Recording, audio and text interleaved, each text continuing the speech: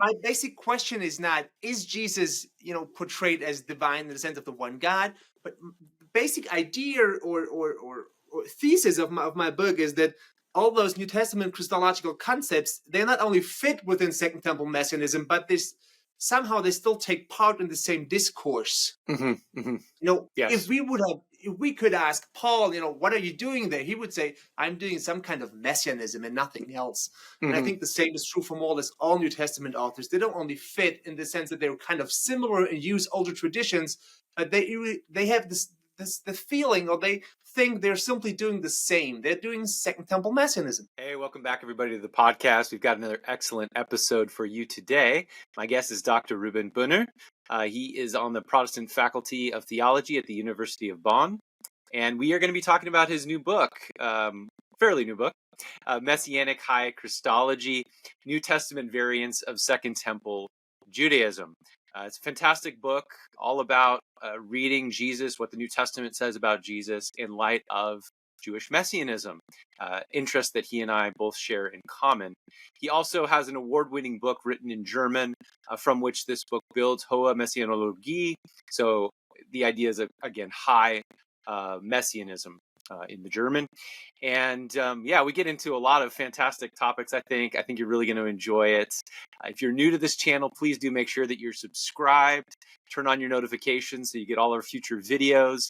If you could like and comment, that would be awesome as well. It helps us get this out to more people. And if you're interested in becoming a member of the Center for Bible Study, we are a nonprofit organization that is all about making high quality biblical scholarship available. We do it through the YouTube channel. We do it through classes that I teach on a regular basis, among other things. And so if you are interested in becoming a member, there's a link to support us in the description. Any donation, any dollar amount you want to donate, recurring dollar amount. So for less than a cup of coffee a month, you can become a member of the Center for Bible Study, and it helps support the work that we're doing. It also gets you access to all of the classes that we've taught in the past. Recently finished a class on biblical interpretation. Teaching a class on the Gospel of Mark coming up. So we're constantly doing classes. You get access to all of those things as well as other benefits. So I encourage you to consider supporting us if you feel so led. And with that, let's go ahead and jump into our conversation with Reuben. Hey, welcome everybody. Super excited today to welcome onto the podcast Dr. Reuben Bühner. Reuben, it's a treat to have you on. Thanks so much for joining us. I feel like I just saw you in the flesh, but now we are meeting online. Reuben's in Germany right now. And so, coordinating times is always fun, but glad we could do it. Thanks for making the time for us. Thanks for inviting me. Yeah. So just to get us started, so our audience can get a little bit of background on who you are, could you just give us some insight into your journey into biblical studies? What drew you into interest in studying the Bible at an academic level? And how did you stumble onto messianism as a research topic? Oh, yeah, of course. Actually, I studied theology because I wanted to become a pastor. That was always my desire. And as you might know, in Germany, as is true for many European countries, we don't have this split between theology and biblical studies, but you study either both or none. So you cannot decide just to study one. So I studied theology, which is kind of a mix of what you would call theology and biblical studies, for 6 years because I wanted to become a pastor. And after those 6 years, I simply didn't feel kind of ready for ministry. Still had a lot of questions, so I decided to do a PhD and to go dive further into some questions and all this. So I did my PhD on Messianism, on Second Temple Messianism, and the book we're discussing today is kind of a follow-up book from my dissertation then. So that's where I am. And yeah. Sounds good. Yeah. So Reuben's dissertation is Hohe Messianologie, which translates to high messianism, and obviously it's auf Deutsch. So highly recommended book if you can read German, and it certainly will be a book. It was an award-winning book. It'll be a book that many people in scholarship engage with for quite a while. But I'm glad that he wrote this second book as well, which we're talking about today, Messianic High Christology, because that that distills some of the argumentation down for people and draws out some of the implications, invites a wider audience into the conversation. So we're always grateful when the great German scholars write books for us in English as well. So thanks for doing that, Ruben. Yeah. Now, the argument of your book is that, I'm trying to kind of distill it down and as an entry point, is that the New Testament authors, what they say about Jesus's divinity, if we can put it in those terms, and this is usually in our discipline, usually under the label of what some call high Christology, right? Like, so an elevated view of the person of Jesus. Your argument is that these discourses that we have in the New Testament about Jesus' divinity, that they fit within the broader contours of Jewish messianism.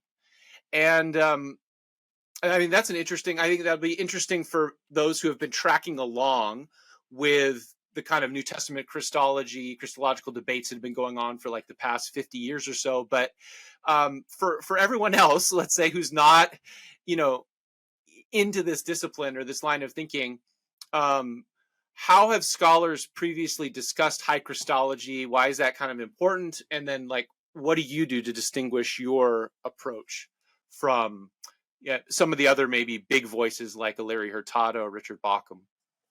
Yeah, of course. So all those scholars, like the ones you just mentioned, like Larry Hurtado or Richard Bauckham, they're more like the most famous one. One could add Charles Gieshen or Kerry Newman or scholars like them. Yep. We sometimes call them or know them, or they actually call themselves the early high Christology club. It's not a real club, but I mean, they're all united in the sense that they argue that high Christology emerged really early. That is, that we can see it already in the letters of Paul, so it has emerged, whatever, in the Aramaic-speaking church or some years later. At the really beginning, people started to believe that Jesus is not just superhuman, but that he takes part in the one divine identity or is on the side of God. So all those. So in some way, my work is of course similar to what they do. I also think that high Christology emerged really early, but on the other side, that's one decisive difference, and it has to do with understanding of Second Temple monotheism, or definition, what actually constitutes Second Temple monotheism. So they, like Hurtado or Bauckham, they would argue that before Jesus Christ in Second Temple Judaism, what people have understood when they talked about they didn't use the term monotheism, but what they thought is monotheism is that there's one crucial aspect or one crucial attribute or functional aspect that differentiates between the one God of Israel and all other celestial or intermediate figures like angel or exalted patriarchs or some messianic figures.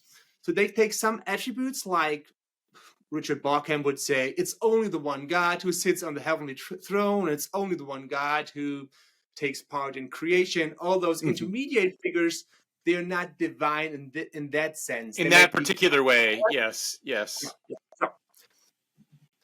Hurtado has other attributes and aspects. So they all have different attributes. So my approach, different to theirs, is that I'm way more careful or hesitate to give this kind of a unified definition for Second Temple monotheism. I don't think all those Second Temple Jews had a unified definition. So if we ask them, what do you think is the difference between the one God and all others, those figures, I don't think they would have even a good answer. They would just said, I actually don't know, but there is, of course, a difference. This is the one God I worship, and all those other intermediate figures are somehow different. Yeah, you use the term intuitive, I think, several times in the book. Yeah, it's more of at an intuitive level. Yeah. Same would be true if you ask, just Christians today, what's the difference between the one God and, I don't know, angels? Yeah. Yeah, and when we use a term like monotheism too, that term obviously changes over the course of history, right? So most of us today who are watching this video or listening to us, you hear the term monotheism and you think, yeah, sure, it makes logical sense that there's only one God exists, and so on and so forth. But we have to remember we're heirs to a long legacy of thinking monotheism in different ways that's kind of shaped our approach to monotheism. When you get into the ancient world, monotheism is messy. It's not these like neat, tidy categories. The universe is populated with gods. People have different, so it's a very different kind of world that we have to enter into when we're having this conversation. Yeah. Yeah. So I don't look at one allegedly crucial aspect like sitting on the divine throne, but try to have a broader scope and simply look in what terms can Second Temple messianic figures be superhuman, so look like some kind of divine figures, and in what sense are those attributes also connected to what we see in the New Testament, what New Testament authors use to depict and portray Jesus Christ, without always asking, is this the crucial point which makes Jesus, from a lower, whatever intermediate figures to the one God? I don't think this kind of definitions are really helpful. At least not if we start with them. Yeah. And so that's a different angle into the conversation, because for those who maybe aren't as familiar, what Reuben is doing is different in that most of the other people who try to answer this question begin with developing a category or like a list of criteria that you would have to check off in order to say, now Jesus has crossed the threshold from one category of Christology to a higher Christology or the highest Christology. Now we're on the way to Nicaea or, whatever. And inevitably, there's some arbitrariness to all of the different categories that people develop, or criteria that people try to develop to say, okay, now so Hurtado was really big on worship, cultic devotion, right? But of course, the issue with that is, as the ancients say, what is a god except somebody who receives divine honors? So the line between veneration and worship, I mean, where do you draw that line? It's very tricky. And so if you have an agent of the one God who is receiving the honor due to that one God, that might be idolatry to one person's perspective. To another, it might be completely appropriate.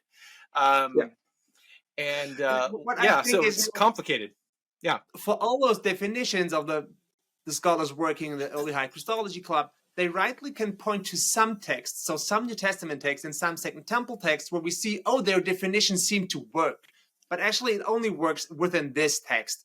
And we have no really reason to argue that it works for other texts, or that all Second Temple Jews, use this kind of. I always think the best example in the New Testament is Revelation. Because in Revelation, we see that it probably really does work within a kind of a definition Hurtado takes. This is in Revelation 19. There's John. He speaks with the angel. The angel explains him the vision, and he wants to worship the angel, and the angel says, "No, don't worship me. Only worship God." So, but it's within the same book in Revelation 4:5 that we have all those angels worshiping the Lamb, that is Christ, besides the one God. So it's I would say, it's logical to say, Hurtado, you're right. Within Revelation, we see that he has this kind of definition or this kind of approach for Second Temple monotheism. So we might see that within Revelation, being worshipped besides the one God is the one crucial point which makes Jesus divine in the sense of the one God of Israel. But we don't know if this is true for other New Testament or Second Temple texts. Yeah, well, and that's, even that example is complicated if you're taking if you're looking at the canon as a whole, because then you go to a text like in the Gospel of Mark, where the person calls Jesus good teacher, and he says, "Why do you call me good? There's only one who is good, the one God." Which That's good. Right. Interpreters might come to that and say, well, he's kind of hinting and trying to get this guy to realize that he is, in some sense, the manifestation of the one God. But that passage is kind of a Rorschach test, in that whatever answer you kind of have and bring to it, you can come away with it, either that he's pushing away that kind of honor or trying to receive it. So it's just to illustrate your point, that when you have these criteria that get checked off by certain texts, they may not be met in other texts. And then, of course, we have to remember that none of these ancient authors were writing these texts for us to check off these criteria. Like they weren't thinking like, 2,000 years later, people in the early High Christology Club are going to develop these models, and we're going to need to make sure that we adhere to those models so that they know Jesus is in fact divine or something, right? So your idea is here that you're interested in how does discourse about Jesus being divine in the New Testament fit in with other messianic discourse of figures who are seen in some way? Is there anything more you'd want to Yeah, so say about no, that? Like, what are these? Yeah. but my basic question is not, is Jesus, portrayed as divine in the sense of the one God? But the basic idea or thesis of my book is that all those New Testament Christological concepts, they not only fit within Second Temple Messianism, but somehow they still take part in the same discourse. Yes. If we could ask Paul, what are you doing there? He would say, I'm doing some kind of messianism and nothing else. And I think the same is true for more or less all New Testament authors. They don't only fit in the sense that they're kind of similar and use older traditions, but they have the feeling, or they think they're simply doing the same. They're doing Second Temple Messianism. Yeah. Good. Good. Yeah. So let's give the audience an example. Obviously, we'll look at several from the book, but the first one that you jump into is the Philippians hymn or poem, right? Famously, Philippians chapter 2, verses 6 through 11. This is, yeah, there's probably like 20 different exegetical questions we could get hung up on with the poem. Especially the early stuff about being in the form of God. I mean, people obsess about this kind of stuff, but I think everybody agrees at least that where it climaxes, right? We have the bestowal of the divine name, so the name that is above all names. Has to be, I think, Kyrios, the Kyrios Jesu Christus. So it's the Lord Jesus Christ is the acclamation, identifying Jesus as the bearer of the divine name, Kyrios standing in for the Tetragrammaton. And then we get Christ has that as he's enthroned. And Paul here is in conversation with what I would say is from the Old Testament perspective, a pretty staunchly monotheistic text from the prophet Isaiah. The text here reads, I'll read it in full just so our audience has the context. For I am God and there is no other. By myself I have sworn, from my mouth has gone forth in righteousness a word that shall not return. And this is the quotation that Paul picks up. To me, every knee shall bow, every tongue shall swear. So people pick that up and say, I mean, that is a pretty clear example of Jesus being identified. And now we have to parse our prepositions in English as/with the one God of Israel, and there's a distinction between the as and the with there. But so we get a sense of kind of what you're doing, parallels. So what are the parallels that you look at with the Christ hymn, and how do those kind of fit in with what you're doing? Yeah. So if we look at the Christ hymn, as you just said, there are a lot of different kind of superhuman or divine attributes used to describe its Christology. And I'm glad you picked that one, the citation from Isaiah 45, because it's probably the most astonishing, or I think it's the most astonishing one, although one might miss it if one reads the text only the first time, because I just want to repeat what you said so nobody misses it. What Philippians does, what Paul does in Philippians, it uses a text from an Old Testament, from Isaiah 45, to illustrate its Christology. But Isaiah 45 is probably one of the most monotheistic. I mean, it doesn't make sense to talk about more or less monotheistic, but I keep it. It's probably one of the most monotheistic Old Testament passages.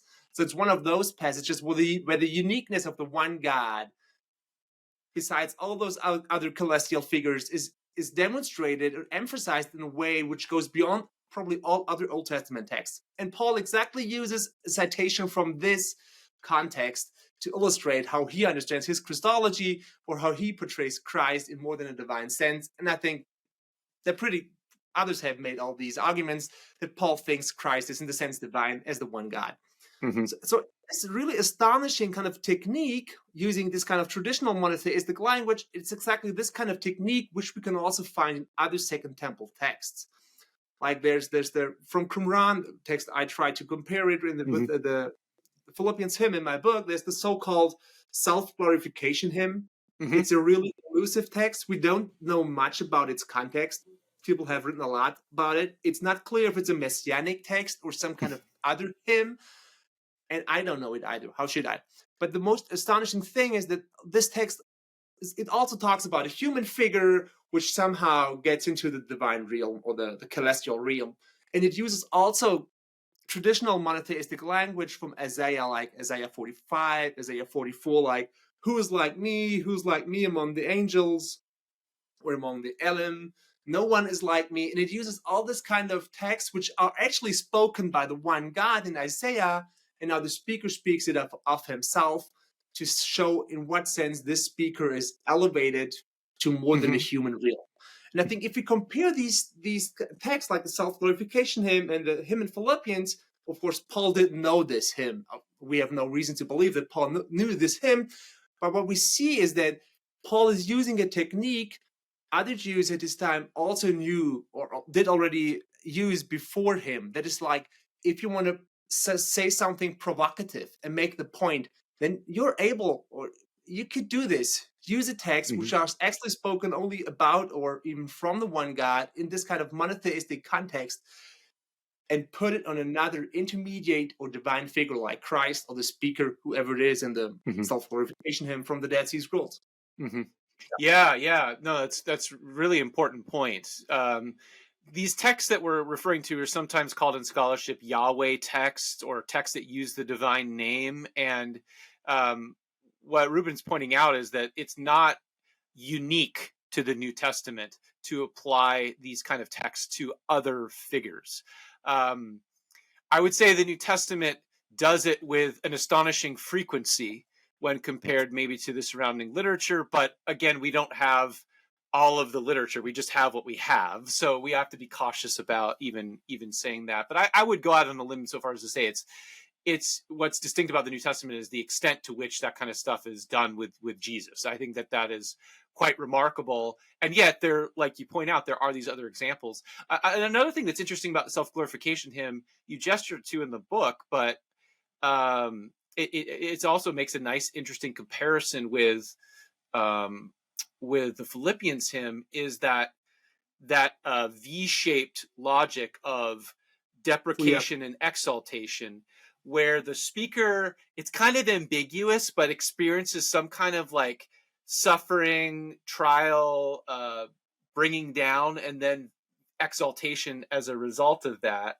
And it almost makes you wonder if the Isaianic poem might be informing both of those texts of a, I mean, you have that multiple times where the servant of Isaiah is taken up, and you get vindication following the humiliation in some sense. But I don't know if you have any thoughts about that. I mean, it might be that's true, of course, for a lot of New Testament texts, and it might be true for Philippians too. I'm cautious about the self-glorification hymn. I don't think it takes up this text from Isaiah. I don't think so. And I think the V structure, like there's a heavenly being somehow coming down to earth and then being exalted back to heaven. It's even stronger in some other Second Temple Messianic texts. Like that's another text I try to compare the Philippians hymn to in my book. It's a so-called what's in English? It's the Melchizedek text, or Melchizedek scroll. Yeah. 11Q Melchizedek or something like that. Yeah, exactly. 11Q Melchizedek. At least we have the idea that Melchizedek was. Is it Melchizedek or Melchizedek? I don't even know. I say Melchizedek, but yeah. Okay, so Melchizedek. I mean Melchizedek, I guess, if you will. So, like, Melchizedek is some kind of a heavenly figure. He sits there in the divine council. He comes down to earth. That does his work, and afterwards it seems as if he goes back to heaven. So we have this kind of restructure compared to the hymn in Philippians 2, where Christ comes down to earth, and at the end he's exalted again. Yeah. No, that's good. One thing I wanted to just get your thoughts on too, and maybe just for clarity for the audience, when you use the term Messiah, what kind of figures do you have in mind, or like what are you looking for in a text? Because I know you do gesture towards the self-glorification hymn being a messianic text, but I know you're saying, it's not entirely clear. But what would make it a messianic text? You mentioned an allusion to Psalm 89, a royal psalm. Okay, I could see that maybe being helpful, but one might say that language is just being applied to another figure. Like, and then with the Melchizedek text, okay, there we do have an anointed, a Mashiach, but there's the complexity of a potential distinction between a messenger and then Melchizedek. But anyways, like, it seems like you could have potentially angelic anointed figures, Messiah figures, human figures, kings, priests, prophets. So yeah, is there anything that you're looking for when you're talking about text as like messianic comparanda? So, in the broadest sense, I would say a messianic figure or messianic text. A messianic figure is an eschatological agent of God with some kind of positive or salvific functions. Okay. And this figure, it might be called Messiah or some other kind of language of anointing in some text, but not necessarily always. I think that's kind of the broadest approach one could take. It's one I take. A lot of others have taken the same approaches, like John Joseph Collins or whoever famous scholar working on Messianism and the scrolls. Others take a more narrow approach, like they would say language of anointing, like calling the figure actually a Messiah is a necessary aspect. Otherwise, you couldn't talk about a messianic figures. So scholars like Matt Novinson, who we both know, he would take more like this narrow approach because he's more interested in kind of a linguistic approach. Where does all this Messiah language brings us? So he has to nail it down somewhere. He takes the language like Messiah. I don't think like for studying early Christology in the broadest sense and within the Second Temple discourse, I don't think it's helpful to only look at texts which use the term Messiah or not. Got it. Yeah, that's helpful. That's good. Good clarification.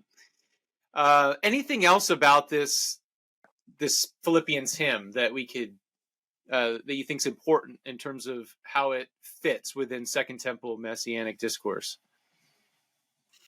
Yeah, I mean, we started our talk with all those kind of what definitions do we have for Second Temple monotheism, and for example, in Philippians, we see at the end that all the earth, or all above the earth, or on the earth, and so on, all they bow their knees and start to worship Christ alongside the one God. So now one could argue, is it within this hymn that only at the end, so is it only at the end when Christ is being worshipped that he's now understood as being divine in the sense of the one God? So is it a really weak kind of structure? So he was already God at the beginning, he came then down and was exalted back, or is it more like, this kind of a restructure, like at the end he's in an even higher or more exalted position, more divine or whatever, as he was in the beginning? And I would argue that the whole hymn is not, and I think what I argue is we can see this if you compare it to other texts like the self-glorification hymn and so on. I think we see it's less about nature or ontology. It's more about the status of Christ, like the honor he gets. In the sense of his status and honor, I think it's obvious that he has an even higher status at the end. He gets even more honor. He's worshipped at the end when his job is done in some way. But I don't think he's getting, more divine, whatever this should be, closer to the one God at the end. I don't think we have reasons for this within the text, like Philippians 2. And I think if you compare to other texts, we see that they don't work within this kind of nature or ontological categories. Or we shouldn't use these ontological categories to read texts like Philippians 2. Yeah. No, I think that's helpful. For those that are like, ooh, what do I do with that theologically or whatever? There's different ways to think about it. But one point that I try to make with those of us that do read these texts as scripture as well, not just historical text, is that that pattern actually fits really well with the story of incarnation, right? And so you can, not that you have to, but you can read these texts in light of the newness that happens when the Son takes on humanity and then is exalted as a resurrected human being. That's actually that's a new theological reality that the texts are celebrating that were not the case prior to the Son's incarnation. Now, that's far afield, of course, of what Ruben is doing in the study, but it's just to highlight that um, the I think that a lot of messianic discourse is it's eschatologically oriented, and so it shouldn't be surprising for us to find that that's like where the accent point is put. In a lot of these texts, there's far less speculation about the ontology of the figure that's sent and their relationship to God. That's really not something that's typically explored. But it's not necessarily, I would just say, it's not necessarily incompatible with some of our Christian theological categories. It actually might just help us understand or appreciate more fully incarnation and resurrection, all that kind of stuff. So we don't have to linger on that, but just to say to those who are listening that that there's actually, I think, a lot of helpful theological angles and correction that you can get from this stuff if that's where you want to go. Okay, so that's great. I'd love then to talk about, in the next chapter, you kind of explore Jesus at the right hand of God. And I like that you used the Mark text. That was interesting. I have some thoughts on that text as well. But I'd like you to just maybe take us a step back and think about two texts that really heavily inform New Testament Christology, Messianism more broadly, although in the case of Psalm 110, we don't see that many explicit uses of it, but it does pop up, right? And so we'll talk about it. So the text I'm thinking of, right, Daniel 7, Psalm 110, how are these informing what the New Testament authors are saying about Jesus's heavenly enthronement, and what's the wider milieu? So where do we see these texts showing up elsewhere, and how does that kind of compare to what New Testament writers are doing? Yeah, of course. I mean, as you surely know, Psalm 110 is the most often is cited and most often alluded text from the Old Testament within the New Testament. So it might be one of the most important Old Testament texts, which was used to form or describe what New Testament authors thought about Christ. Now, in Psalm 110:1, it says, "The Lord says to my Lord, sit in my right hand until I make your enemies your footstool."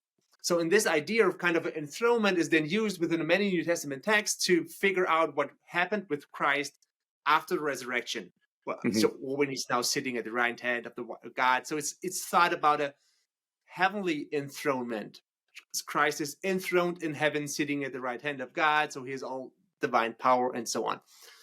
So now, originally this text, like Psalm 110, like probably most of the royal psalms, they were really likely, spoken or written about an earthly figure, like an earthly king. You can think about King David or any later king. I mean, this doesn't matter when those texts come up, but they definitely talked about an earthly ruler, an earthly figure. So now, but if we look at the reception history of these texts, like Psalm 100, 110, then we see that the New Testament is much closer to the reception history all those texts already had within Second Temple Judaism than what this text might have meant originally, whenever this origin was. So let's say, for example, within the Septuagint, the Greek version of the Old Testament, it's already likely that the author not only understood this text as a messianic text, but it's already likely that he understood it as some kind of heavenly enthronement. This is not so much because of verse 1, Psalm 110:1, but because of verse 3. Like verse 3 in the Hebrew scriptures, it's really corrupt text. It actually doesn't make any sense. So most modern translations, they simply make something up because the Hebrew doesn't make much sense. Now the Greek translator, he probably simply had the same problem to say, what do I do with this text? He changed it a lot to the Greek. Now, when we look at the Greek text of verse 3, it becomes apparent that this is kind of a heavenly situation, a heavenly setting we see here. The king or messianic figure, he talks about that he's divinely begotten, even before the morning star, and he talks that all this happens probably in front of the angels. It talks about the holy ones, and the holy ones are probably angels. So it's the most natural way of reading the Greek text is that this is a heavenly setting. So I think what we see in the Greek is that also, like verse 3, already verse 1, the enthronement is understood as some kind of heavenly enthronement, sit at the right place, and so on. So what I do think is that when New Testament authors started to think about what text can we use to describe what we believe or think about Jesus Christ, they use texts like this, like Psalm 110, where there was already a tradition more or less similar to what they think. Like, this is kind of a special figure sitting in its heavenly enthronement. So you use this text to inform their readers or us to what they think. And we see they're pretty close to the actual reception histories those texts had within Second Temple Judaism. Yeah, right. And your point about the Hebrew text being corrupt, you're speaking in particular about the Masoretic text. So what we have and that has partially to do also with the way the vowels get pointed underneath the text, because the consonants could be read in the way that the Septuagint writer takes it, with being begotten, like I have begotten you, and that fits with the language that you find in Psalm 2. So it adds plausibility, because we know that's the kind of thing God says to the Messiah, the Anointed One, already in another Psalm. So, the Hebrew, the earliest Greek, at least as far as we can reconstruct it, that does seem to likely translate probably how people were understanding the Hebrew text as well. And we see further evidence for this in a text we already mentioned, right? 11Q Melchizedek. How is it that we have this text? Maybe it's even pre-sectarian text, meaning wider circulation than just at the library in Qumran, that has an angelic figure called Melchizedek, right? Who's a priest at the right hand of God. Like, there's very few places we can look in the Hebrew Bible for textual support from that. I mean, Psalm 110 kind of pops off, and so most agree, right, that 11Q Melchizedek, while it doesn't cite Psalm 110, it's informed by that text. And so that's further evidence, even beyond just saying, right, because someone could think what we're trying to say is that you need a Greek translation to come up with this idea, but in fact the Greek translation is attesting to that the Hebrew could also be read that way, and was being read that way, at least by some interpreters. I mean, I think that's what the Greek translation of the Septuagint does in a lot of cases. It simply shows us how some, or at least the translators, understood those texts. Yeah, right. Do you and you obviously focus on the heavenly exaltation, but so my first book was on the Son of David question and everything, which begins with a citation of that psalm. And part of my argument, this was actually, we just had a session on the book at the last SBL, and one of the things that some of the reviewers pushed back on was actually my suggestion that that Son of David question may, in fact, some of its answer may be exegetical in nature. That is to say that it may be, I think, dialoguing with the wider context of Psalm 110 and asking questions then about who this Lord is, in light of like what verse 3 says, and that's part of where it's coming from. Now, that leads me to the question I have for you, which is part of the challenge, that when we look at the New Testament outside of the Epistle of the Hebrews, nobody is citing or alluding to anything outside of verse 1 explicitly. Yeah. It's always right hand of God kind of stuff. What's your sense? Because I definitely, I'll put my cards on the table. I'm in the camp that while I think we have to be a bit cautious, I'm not, going to just say everybody who cites Psalm 110:1 has the whole thing in mind. I do think, depending on the context, it is worth considering whether the wider context of the psalm may be in play. And I have a hard time believing that no one else knew what it said. So that, for me, that's a leap too far to say that these allusions and citations of psalm, that none of these readers would be aware of what the rest of the text, said. And we see this with like a Justin Martyr, who knows what the rest of the context of the psalm is. I mean, yep. People would have known what the text said. So, what do you make of that? And are you kind of more like on the atomistic camp, like, when verse 1 is cited or alluded to, that's all that they had in mind? Or do you think there's some room to wonder whether there's wider, the wider context of the psalm maybe in play in some instances outside of just Hebrews? I'm probably more in the first camp, like in the more careful camp. I think what we see in a lot of Second Temple Messianic texts is that they can cite or allude to specific verses simply out of their context. So like that's what we see in a lot of Qumran texts. When they cite different kind of verses, we often see some kind of connection. So we get an understanding why is it that he begins his citing this verse and then he comes back to this verse and then this verse. So there's probably the same word in it or something like there's a connection between different citations.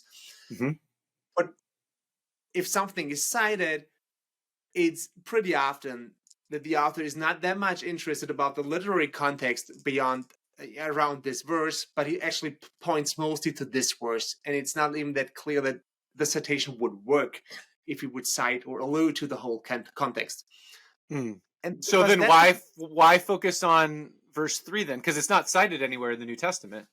Yeah, so I would actually take the other way around. I mean, verse 3 would be such a great help. Actually, I would say, why do all those New Testament authors cite verse 1? Why don't they cite verse 3 according to the Septuagint?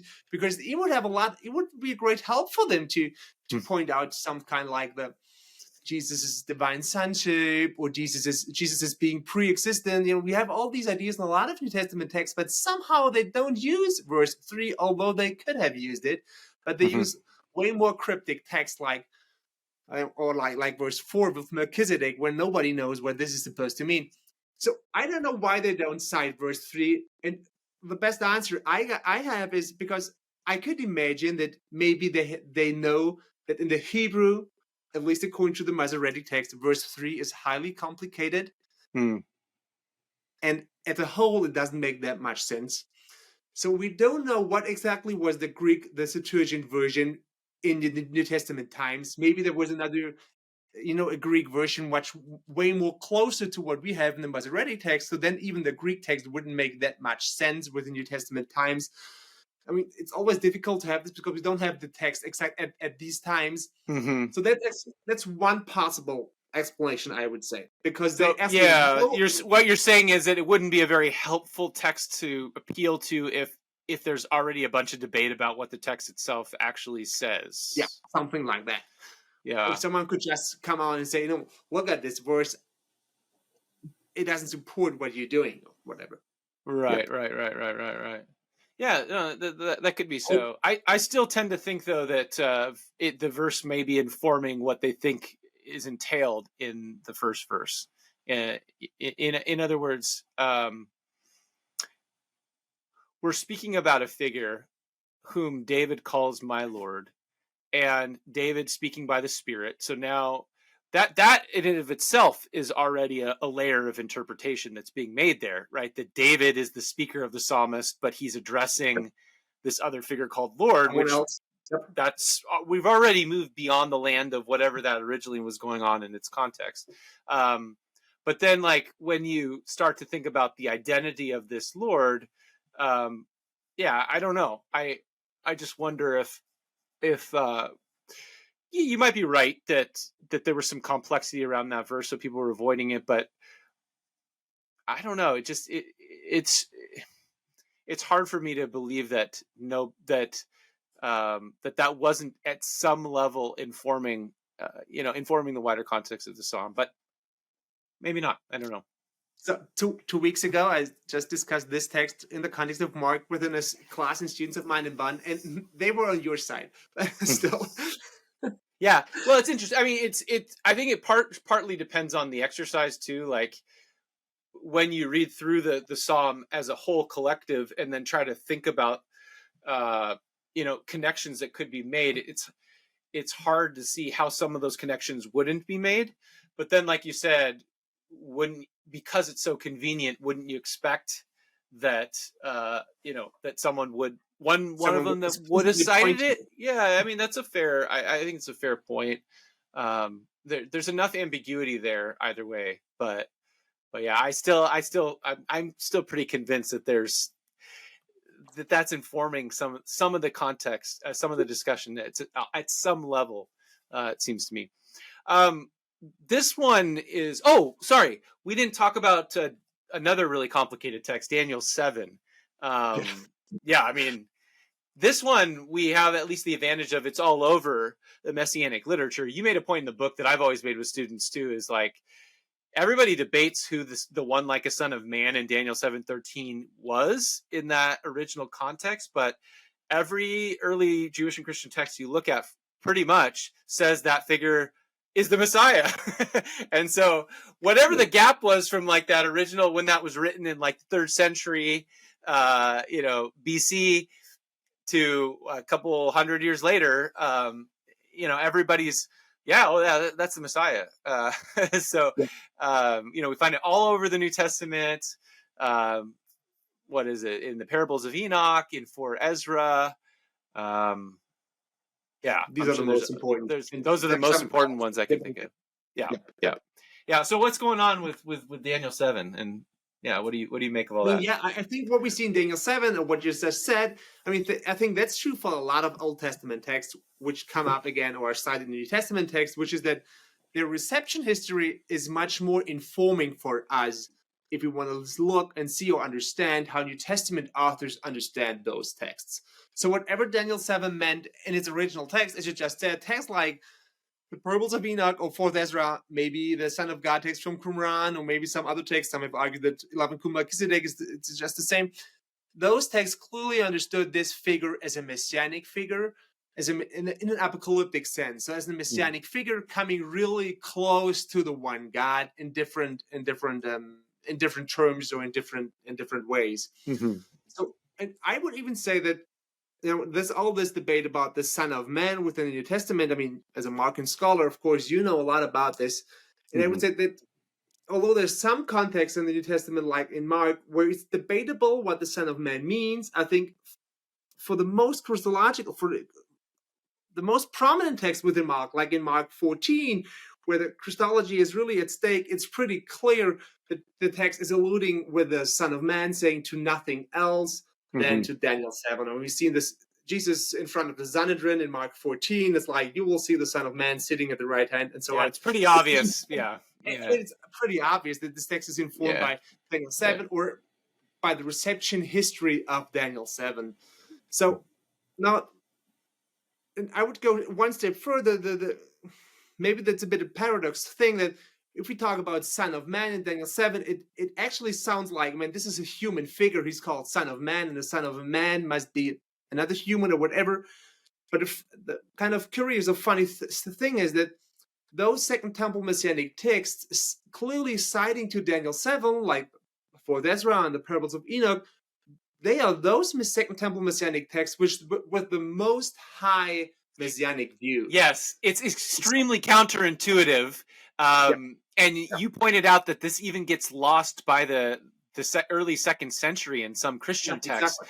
Where this is wild for our audience to wrap our mind around, but the term Son of God, right, in many ways could just point to a mundane ruler, human ruler. I mean, it could point to other things as well, but within the tradition, this is the king of Israel, other kings, the Roman emperor, Son of God. Whereas Son of Man ends up pointing to this very particular exalted figure who shares in a lot of the divine characteristics, is seated at the right hand of God, so on and so forth. So paradoxically, Son of Man initially is kind of like a higher way of talking about the Messiah, or like all the exalted messianic figures that we have in Jewish and Christian texts are alluded to that one like a Son of Man. It's very interesting. But then by the time you get to 2nd century, they're using Son of God and Son of Man, Christian authors are, to talk about the divine nature of Jesus and the human nature. So Son of Man points to his humanity, which I think is right.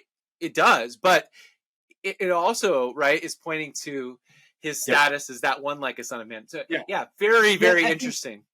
And I think this split is, so when we talk about Irenaeus or 2nd century or 3rd century writers, we see that they clearly have left the Second Temple Messianic discourse because they don't know anymore what these kind of terms or what the reception history of Daniel 7 was in their Jewish context. So they work in a different context, in a different discourse. They use the same metaphors and the same terms, but they clearly understand them totally different. Yeah. But within the New Testament, I think we can actually, at least at some places, see the same, like in Mark 14, are you the Messiah, the Son of God?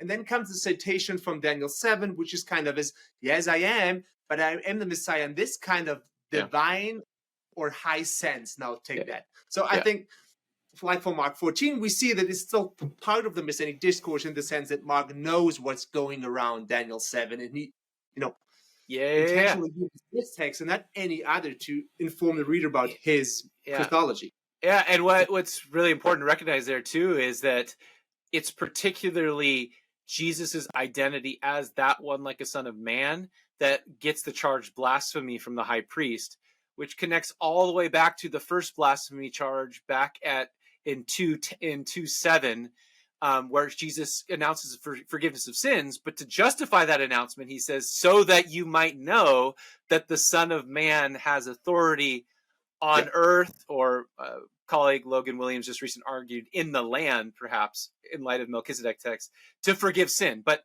that aside, it's the Son of Man identification in particular that is getting the blasphemy charge in the Gospel of Mark. So really, really interesting. It's clear that we see Mark knows what he's saying. I mean, he knows what he's alluding to. It's not just accidentally.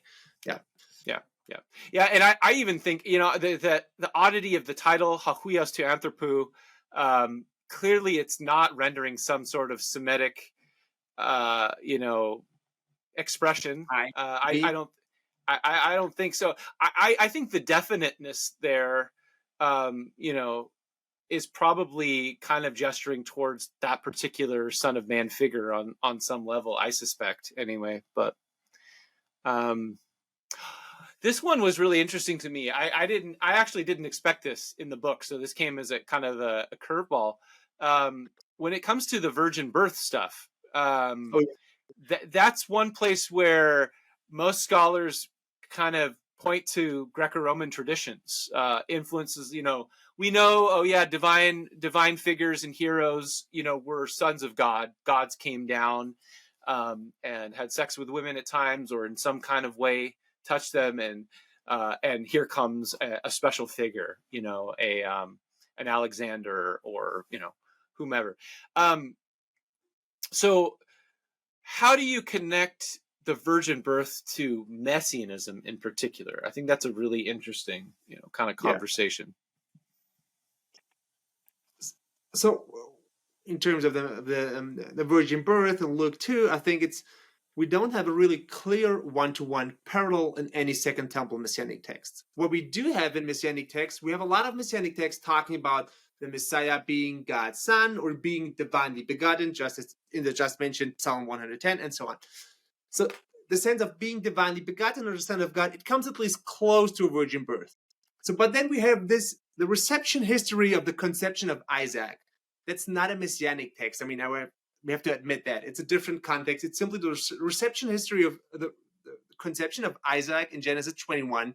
And they have evidence that Jews like Philo or the book of Jubilees actually understand the conception of Isaac in the sense of that Abraham wasn't involved in it, but it was some kind of miraculous or divine conception that God made Sarah to conceive, or God made Sarah to become pregnant. So Abraham wasn't involved. So and in this sense, what I argue that this, whereas we don't see the sense of virgin conception within Second Temple Messianism, it still is a totally Jewish idea. So I think that the path from the idea that the Messiah is God's son or divinely begotten to a virgin birth is nothing un-Jewish.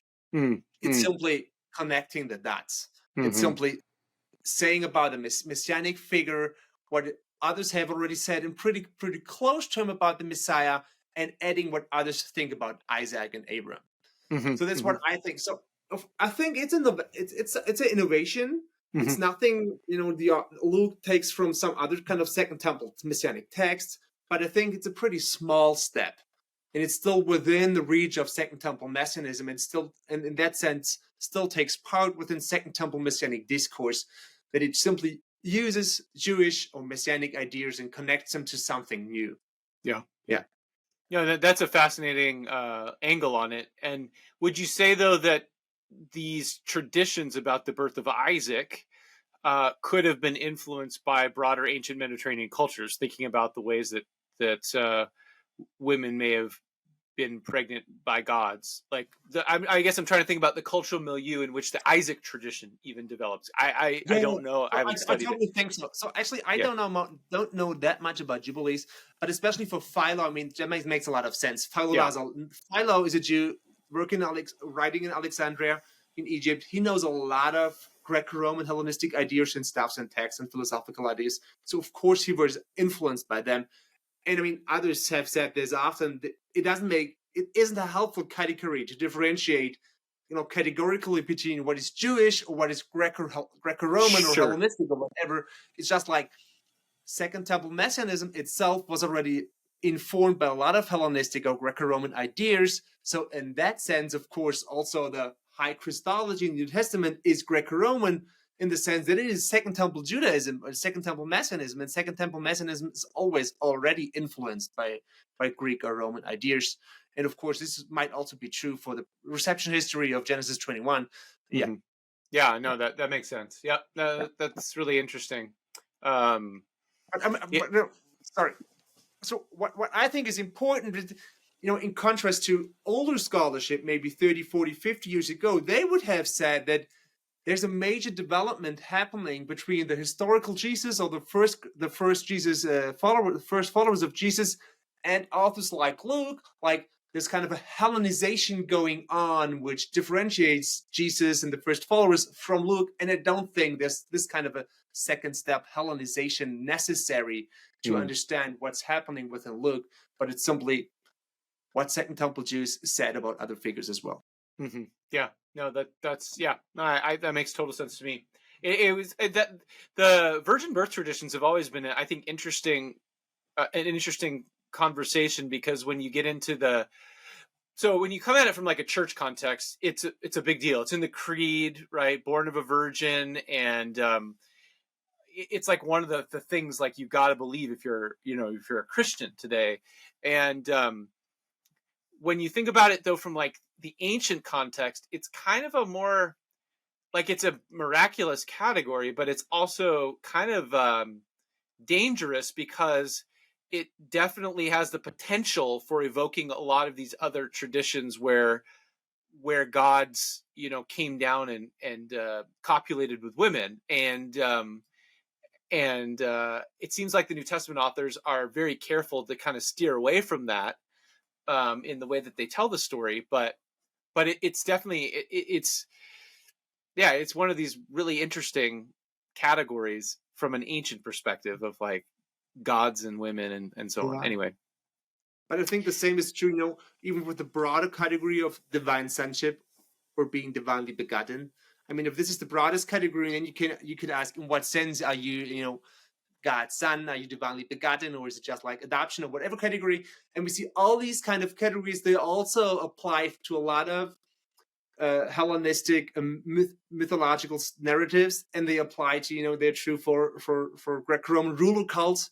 Mm-hmm. So somehow, I mean, all those ideas and motives about divine sonship, they are not unique to Jewish texts, not unique to Jewish thoughts or Second Temple Messianism, but they're simply universal, and we can find this in a lot of contexts. And probably that's actually the reason why this is such a dominant tradition within the earliest text, and then in the early church, because a lot of people could connect to it and understand them and say, oh yeah, that makes sense. That's a good term or a good metaphor.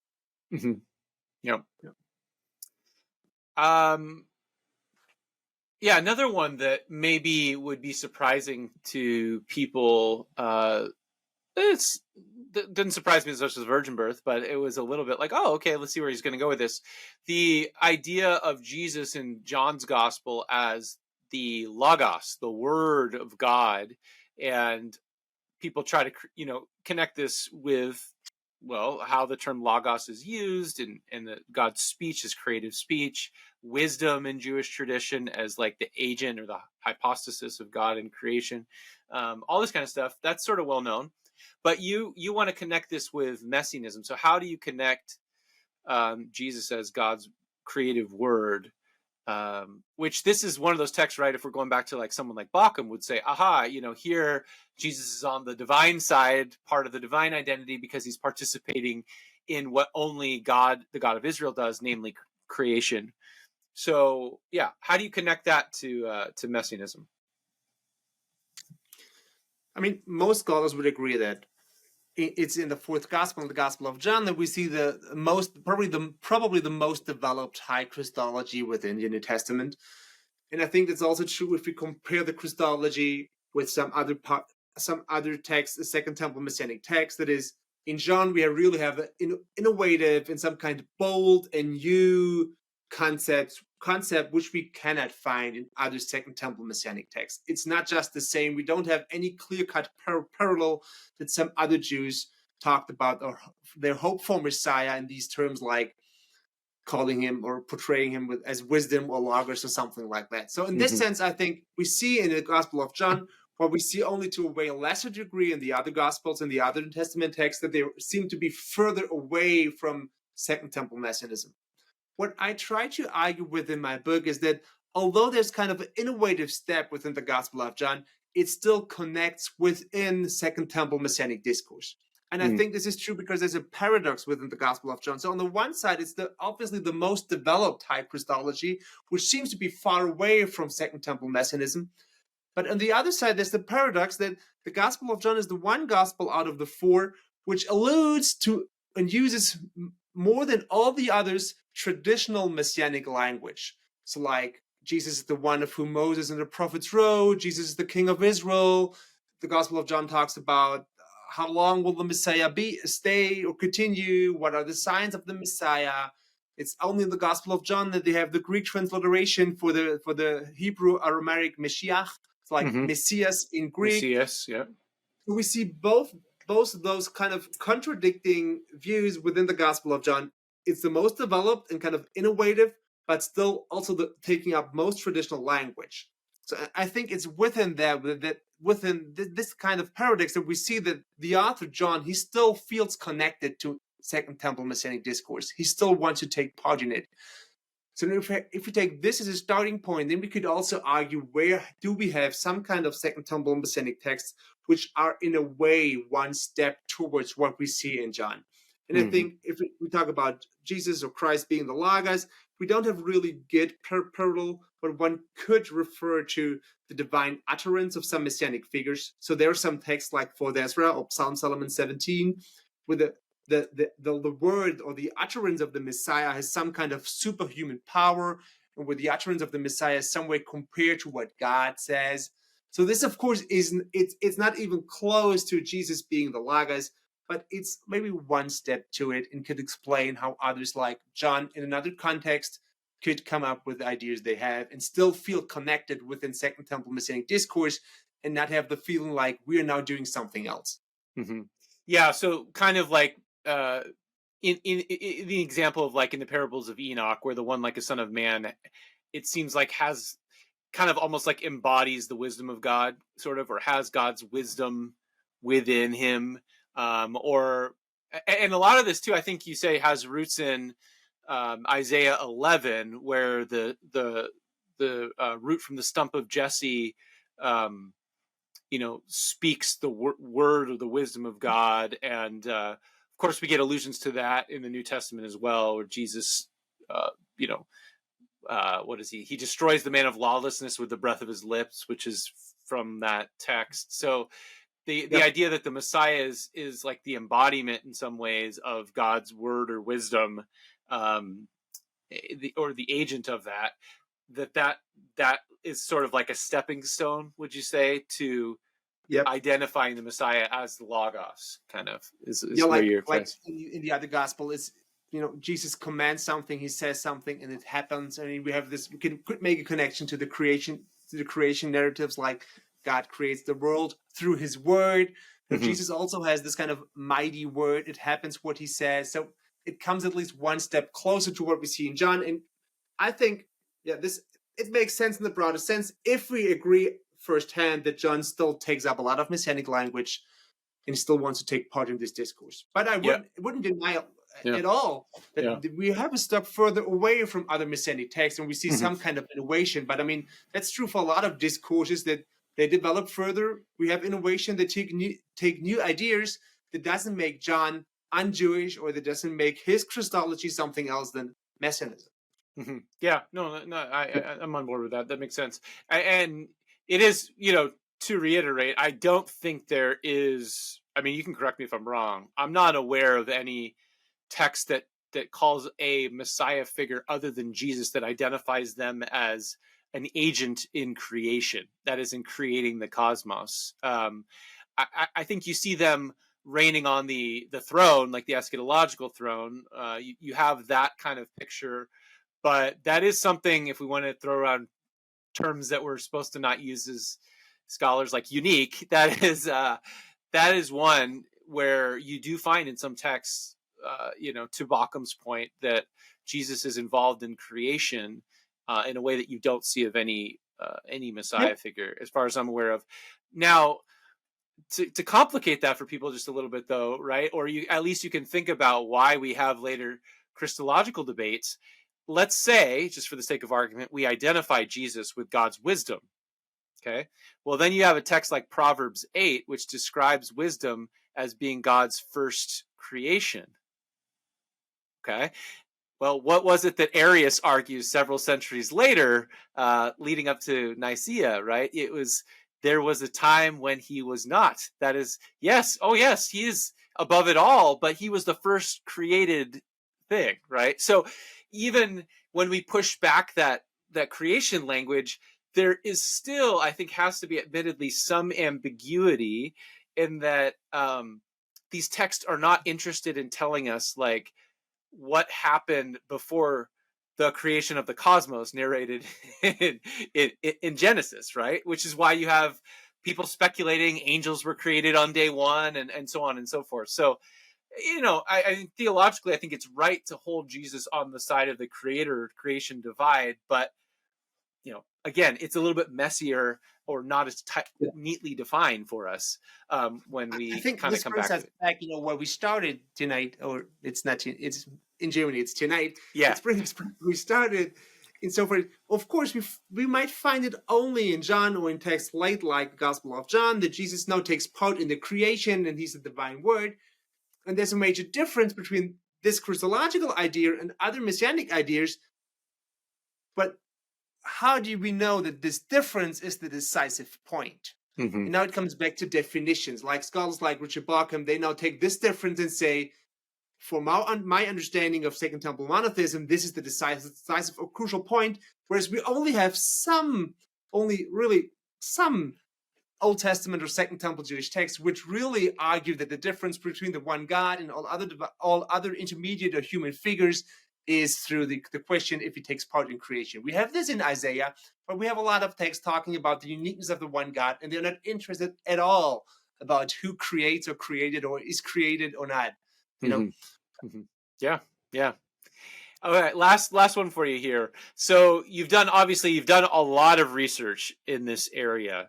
I'm curious if you have any sort of overarching thoughts that maybe have crystallized for you over time about the relationship between this early Christology or early Christologies, or if you want to call it Christian messianism, whatever you want to call it, that we're finding in the New Testament. It's part of this messianic discourse, the relationship between that and then the Creedal Christologies that develop in the subsequent centuries.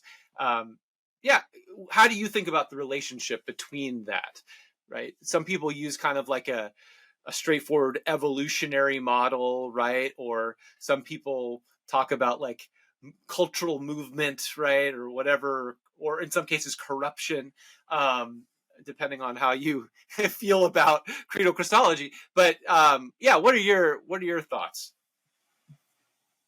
So I wouldn't talk about evolution or corruption, but probably go with the middle position to say that what the Creedal discussions in the 3rd or 4th century or 5th century, what they reveal to us is that they have left the messianic or Jewish discourses. So all those discussions take part in other contexts, other cultural contexts, with other more like philosophical ideas, and they use their worldview to articulate what their Christology.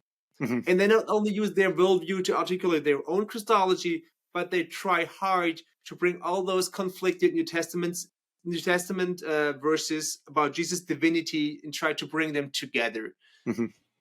So, actually, I think that's a pretty difficult effort, and I think they managed better than many scholars admit that they did. Yeah, I mean, and they have other worldview, they have other categories that talk about hypothesis and substantia and all those stuff, and we don't find this in the New Testament text, and it's a different kind of cultural context.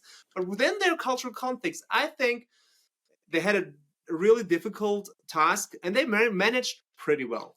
Yeah, I agree. And I think that, sometimes people tell the story as if they just like took a bunch of foreign categories and slapped it on the Bible or whatever.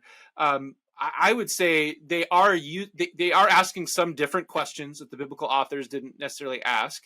But I think that they're trying to be as faithful exegetically as they possibly can be. I think that they are very good, careful exegetes. Did they get everything right? Well, none of us do, but they are trying to answer these fundamental questions in light of their own worldview and categories. Yeah, I think that's well said. And no one can escape his own worldview. No, it's just like right, absolutely. Very good. Well, thanks for this rich conversation. Really enjoyed it. Hey, I encourage people to go out and grab the book. Baylor University Press. It's Messianic High Christology, New Testament variants of Second Temple Judaism.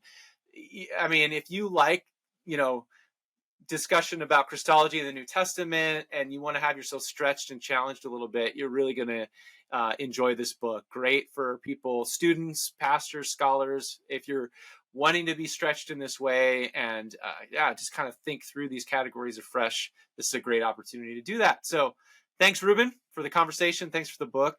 And we'll talk again soon. Thanks. Thanks a lot. Thanks for watching this video. If you enjoyed it, please make sure that you are subscribed to our channel for more content. And if you're interested in supporting us, the best way you can do so is by becoming a member of the Center for Bible Study. Link in the description. Thanks.